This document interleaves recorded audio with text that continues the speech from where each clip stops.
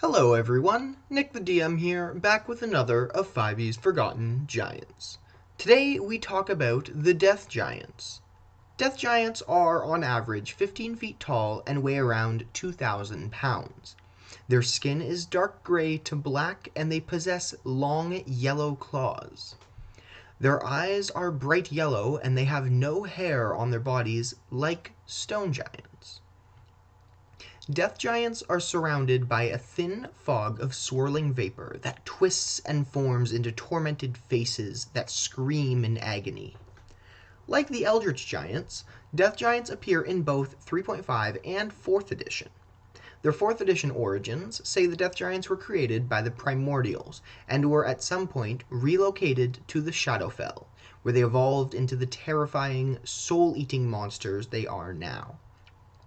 But like most things in Dungeons & Dragons, their 3rd edition versions were more accepted than their 4th edition versions. I personally prefer the 3.5 origin more. In 3.5, the Death Giants are a race of terribly evil giants, who in order to save their empire from eradication, sold the souls of every current and future Death Giant in exchange for the unholy power they now possess, and all Death Giants live with the mistake of their ancestors. Who did they sell their soul to? It is unknown, but that is up for you in your own campaign to decide. But who were the Death Giants before they became the soul-trapping monsters we now know? Well, let me tell you. Long ago, there existed a clan of stone giants called the Ash Giants.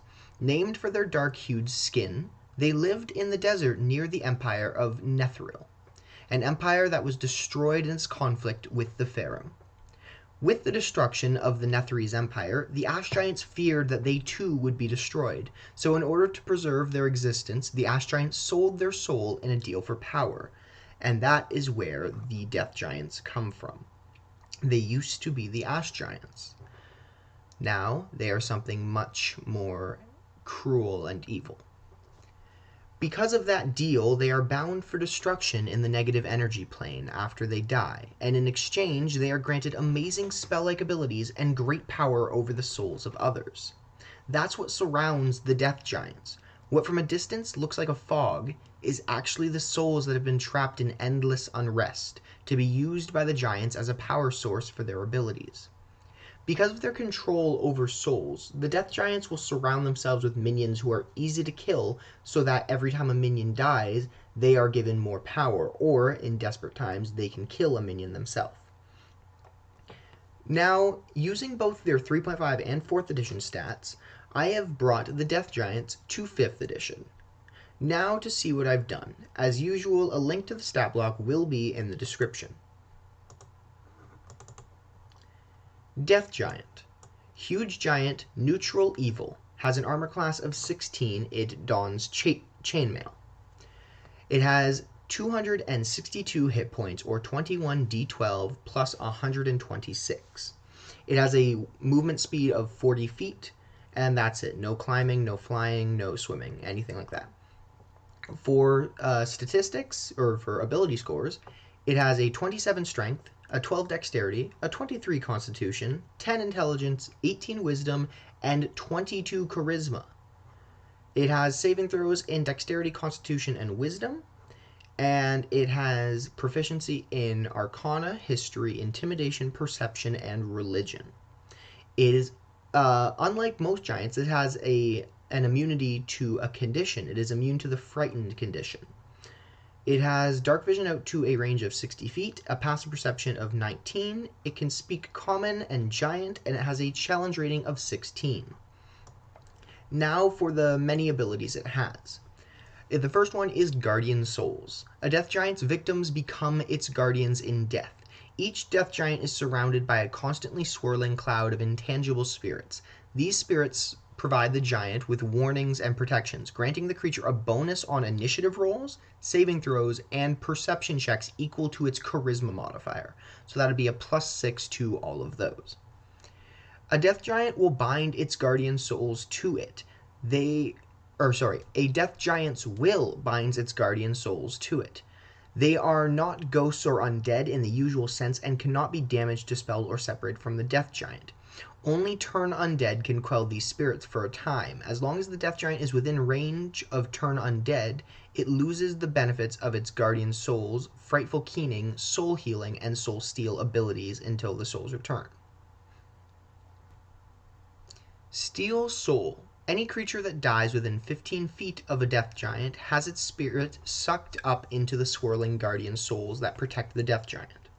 Such creatures cannot be raised, resurrected, or reincarnated so long as the death giant lives. Killing the death giant releases the souls. If a living death giant is within 15 feet of a death giant that dies, the souls are not released and are instead transferred to the nearby death giant due to its steal soul ability. Under extraordinary circumstances, a living death giant may release a soul it has captured. So most of the times it will do that in exchange for its life. So if the party loses one party member to their soul to the guardian souls of the death giant, if the party bargains with the death giant, they could potentially release the death giant if it releases their friend's soul. Of course, if you have a chaotic party, they won't care about making a deal. They'll just kill it and get the soul back anyways. But they won't necessarily know that they can. So bargaining might be the death giant's best solution or best option if it faces death. Its next ability is Souled Soul. A death giant cannot be raised, resurrected, or reincarnated. If a death giant's soul is not taken as a guardian soul by another death giant or kept from departing by some other means, it is utterly destroyed one round after the giant's death. And finally, it has innate spellcasting. The death giant's innate spellcasting is charisma based. Spell save DC 19, a plus 11 to hit with spell attacks. It can innately cast the following spells requiring known material components: 3 times per day, Dispel Magic, Inflict Wounds, and Blight, and once per day each, Flame Strike. Now for its actions. First thing is multi-attack. The giant can make 2 Great Axe attacks, which are a plus 13 to hit, a reach of 10 feet, hits one target, and does 27 or 3d12 plus 8 slashing damage. It also, finally, one of the giants I cover, has Rock. Plus 13 to hit, range of 60 feet and 240 feet of long distance, hits one target, does 4d10 plus 8 bludgeoning damage or 30 damage on average. Again, Rock is the strongest giant ability. I will say it now and I'll say it forever. Fight me. Next, it has its Frightful Keening. A death giant can trigger the guardian souls that waft around its body to wail in frightful anguish. Living creatures within 60 feet that hear this keening must make a DC 19 Wisdom saving throw. On a failure, the creature is frightened until it moves out of range or can no longer hear the keening. The keening lasts until the start of the giant's next turn. So kind of like a Frightful Presence, but it's able to be used again, and what it will normally do is just, if it's surrounded, it'll use its Frightful Keening to push its enemies away, because anyone who's frightened cannot willingly move closer to the source of, or whatever's frightening it. So it'll do that, the party members cannot move closer, and either from there, it will chuck rocks at it, if it's really intelligent, which it pretty much is. Well, fairly intelligent. Average. The next action it has is Soul Healing. A death giant can release a number of souls up to the number it has on it currently. For each soul the giant releases, it regains 20 hit points. So it has a healing ability. So it can use its action and release some souls that it has collected to heal itself. And this is one of the reasons that many times, speaking to a lot of dungeon masters here, parties will not always encounter a single monster. Even though this is a CR16, if it actually faces players at level 16, a full party, if they have magic items, they're going to really skew the chances that they're going to win. If the death giant is surrounded by goblins and small minions like that, other than undead, because debatable whether they have souls or not, up to you.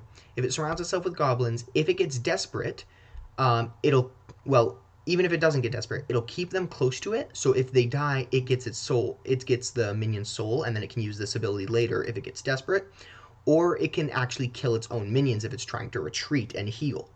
That also works. And one of its reactions, just like the Kragoran and the Stone Giant, and technically the Ash Giant, which these are, but even before they became the evil monsters they are now, they have the reaction of rock catching. If a rock or similar object is hurled at the giant can, with a successful DC 10 dexterity saving throw, catch the missile and take no bludgeoning damage from it. That is very specific as well, that it's no bludgeoning damage, because a ballista will not technically be the same for this. Even though it says catch the missile, it has to be a rock or similar object. Which I like that they specified that. And that's all I have for the Death Giants. If you enjoyed this video, please give it a like and subscribe for more content like this. I try to post at least once a week, if not more often. Thanks everyone for watching, and I will catch you in the next video. Bye!